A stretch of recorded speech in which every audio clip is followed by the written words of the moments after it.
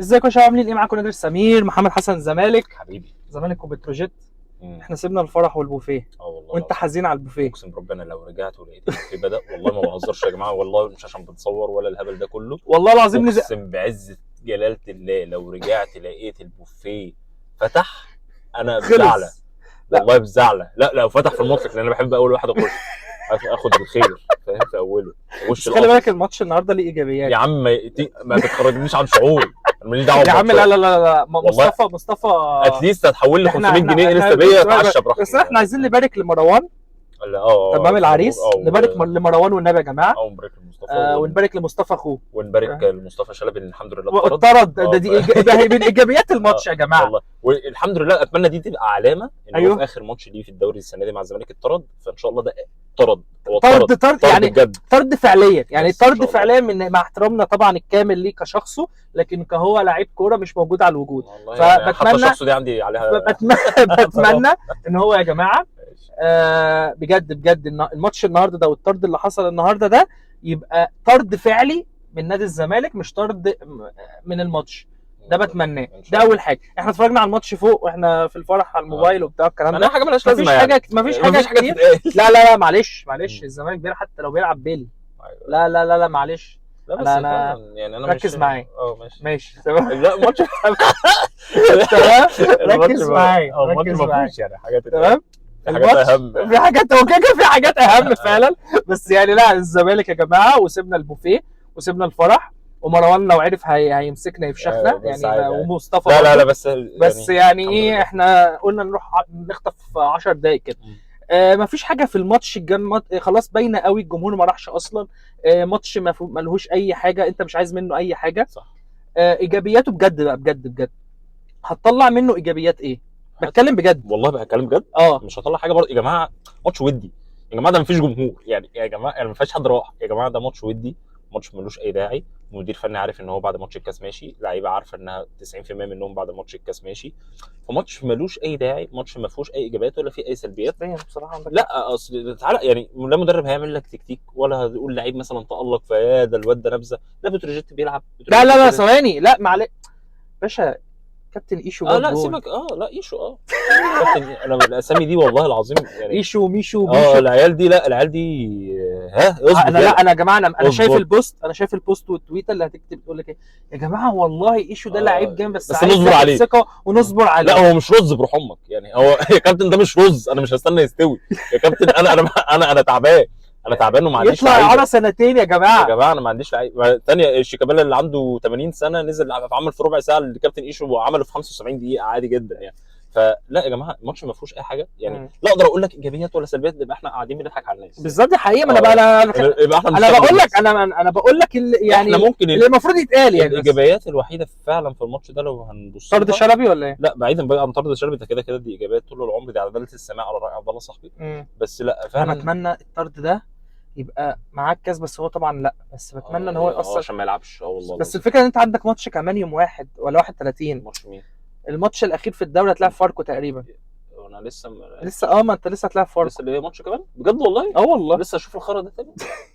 ده انا فاكر ده اخر واحد. لا ما هو ده فاضل لك ماتشين في الموسم يعني، ماتش كمان وماتش بيراميدز. ماتش بيراميدز ايه ده القرف والله العظيم. انا افتكرت خلاص، والله ما بهزرش، انا افتكرت الفيلم النهارده خلاص. انت تعرف اقول لك على حاجه غريبه جدا.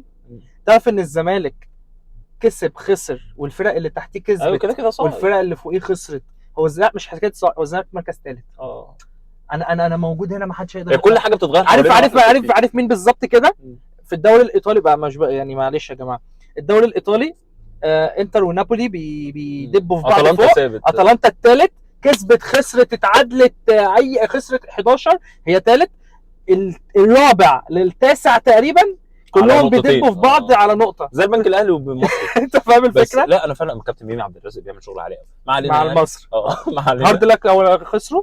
البنك خسر. هارد لك الكابتن طارق مصطفى شباكه. ان شاء الله ممكن في يوم من الايام يضرب الزمالك يعني. لو زنقت يعني، لو ما لقيناش اجنبي عادل يعني، كابتن طارق مصطفى اظن احسن مصري ممكن يدرب. لكن لا لو جينا نتكلم فعلا ما فيش حاجه نقدر يعني ككوره يا جماعه. لو هنتكلم طب اقول لك على حاجه عشان انا نسيت اقول لك حته الايجابيات فعلا. لو احنا بصينا بجد ان ما فيش لعيب من دول يستحق يكمل يعني لو جينا نبص بقى ما دي واضحه قدام الكل يعني يا جماعه. حتى في الماتشات اللي هي بقى مفيش ضغط، مفيش مطالبات، مفيش جماهير، مفيش اي حاجه، يعني مفيش، انت بتتفرج على لعيبه كأنك بتتفرج على حجز خماسي.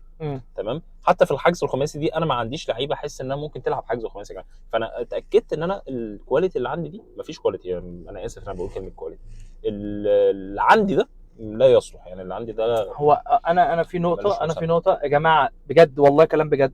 لو لجنه التخطيط في الزمالك المسؤوله عن الكوره، او لجنه الكوره مش عارف مسماها ايه، اللي هو بتتمثل في كابتن ميدو تمام وكابتن حازم امام وكابتن واستاذ عمرو الجنايني، لو ما استغلناش اللعيبه دي بالحاجات اللي بيعملوها دي، وان احنا بنسوقهم من دلوقتي وندخلهم في صفقات احنا عارفين احنا عايزين ايه. يعني زي مثلا كلام كتير جدا على بيراميدز، هتخش في صفقات تبادليه مع بيراميدز، انت لازم تبقى عارف انت هتطلع مين، ولازم تبقى عارف انت عايز من بيراميدز ايه، ومش هتيجي تقول ايه في التفاوض، لا بص خد ده مش عارف بص ايه، انا فاهم؟ وتكون مفوق وتكون يا اسطى انت يعني ايه، انت عارف مين اللي ماشي ومين اللي جاي، ما تتاثرش بماتش. يعني انا مش عايز النهارده الكلام اللي يطلع يا جماعه ما هو ايشو جاب يا جماعه جون ايه يا جدعان. لا انا اسف بس القطع كلامك في حته بيراميدز عشان برضو نبقى واقعيين يا جماعه. انا للاسف شخص واقعي.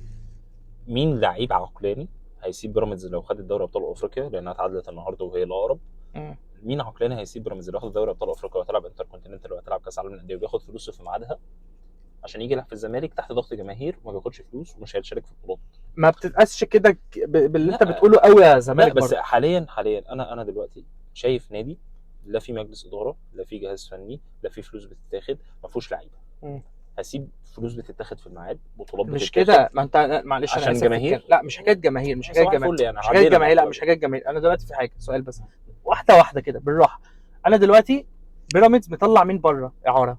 لا كتير قوي. حلو جدا. هل انت مثلا لو رحت جبت زلاكا دخلته في صفقه تبادليه وخدته من بيراميدز؟ ايوه لا انت بتتكلم على الاعراض. ايوه انا مش هروح اقول لك لا مش يا باشا، لا انا مش هقول لك، انا هقول لك ايه، مش هقول لك انا اروح اجيب لي الشيبي. ايوه لا انا ما لا ما هو ده انا كده مجنون. لو على لا انا بتكلم في كده في يا باشا. عندك زلاكا انت فاهم، عندك بوبو، رضا بوبو، فاهم انت؟ رضا بوبو ده مثلا لو خدته وفي صفقه تبادليه هو احسن لقاي كمان.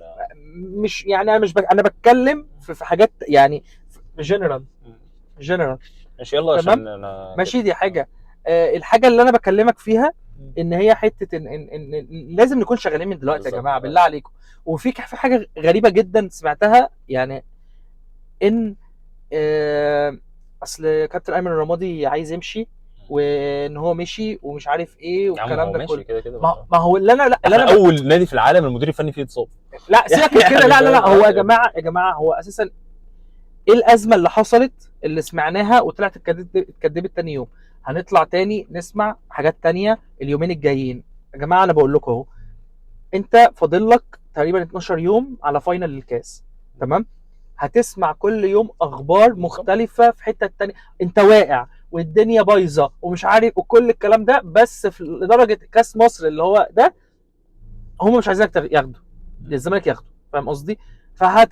هيتضرب كميه اخبار. في مشاكل في الفرقه، في مشاكل في الاداره، في مشاكل مش عارف في ايه، والصفقات وكذا وكذا وكذا وكذا. بس ما نروحش ونتساءل يا جماعه مع الاخبار اللي بتتضرب وخلاص، علشان هو عايزين حاله تشتت، علشان الزمالك يطلع السنه دي ضايع. انت عندك فرصه، وانت كده السنه دي بايظ، بس انت عندك فرصه تطلع بها حاجه تطلع بيها تقول انا خدت الكاس. انت كان في مواسم كتير كانت الدنيا لما بتطلع بكاس مصر انت موسم ناجح، فاهم الفكره؟ ده هيبقى موسم ناجح لو طلعت بالكاس. انت فاهم النقطه؟ فده اللي بكلمك فيه. دي حاجه. الحاجه بقى عايزين نعمل حلقه عن الصفقات ان شاء الله. لا ما كنت لسه هقول حاجه عن الصفقات. يا جماعه انا وجهه نظري انا بطلع بقول اللعيبه اللي بتتقال، بطلع اقول لكم هم مين. يعني واحد زي مهند علي مش عارف ايه الكلام ده كلله، بقول لكم هم مين دول، لكن انا ما بقولش ان هم جايين.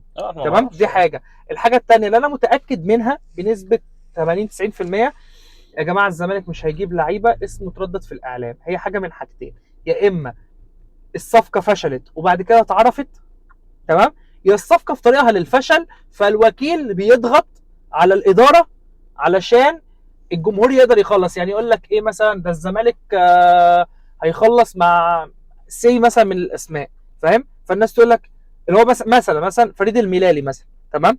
الزمالك اخره معاه مثلا $1,000,000، هو عايز اكتر، فيقول لك مره واحده لا لا لا لا مش عارف ايه، يطلعوا اخبار وكيله، وانا بقول لك دي بتبقى عن طريق وكيله علشان يضغط على الاداره وعلشان يقدر يخلص الصفقه.